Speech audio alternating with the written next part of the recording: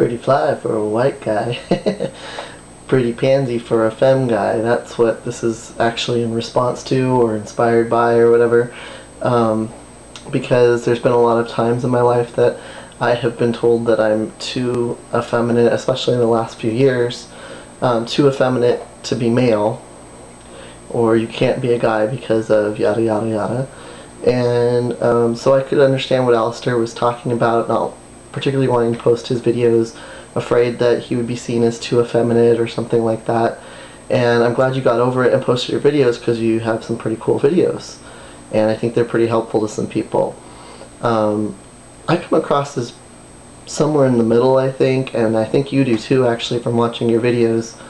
But I can sometimes be extremely fabulous, as it were, and yet I'm actually pansexual or trisexual. I'll try anything once, whatever you want to call it, because I'm a polyamorous guy who has 2 partners at this time. Well, I guess 3, but 2 who I consider partners, and 1 who's a play partner, and my best friend. And my 2 partners are genderqueer boys. One considers herself a butch with femme moments, and the other considers herself a boy. Neither of them actually considers themselves genderqueer, I suppose, but by my definition of that, they are, because they're women, but they wear men's clothing and are often served, especially Patch. And she uses female pronouns, but considers herself a boy. What's not gender fabulous about that? Anyway, and for myself, I think that one of the reasons that I find my gender to be more fluid is actually that I was just raised by someone who is very accepting of himself and just very natural in his gender. My father is a heterosexual white man who happens to be just kind of effeminate at times, but very comfortable with himself. He's comfortable in his sexuality and in his gender, and it doesn't bother him.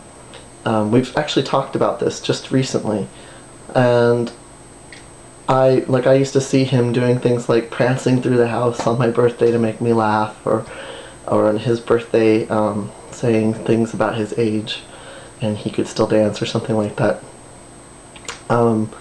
But it never seemed to bother him, and I've had some of my friends tell me he's a fag, and I know he's not. But I know if he was, he'd be open about it. And when I came out as queer, he actually was very supportive of me. So that's one of the reasons that I know that if my dad was queer, he would have just told me about it. But I think that has affected my gender fabulousness, as it were.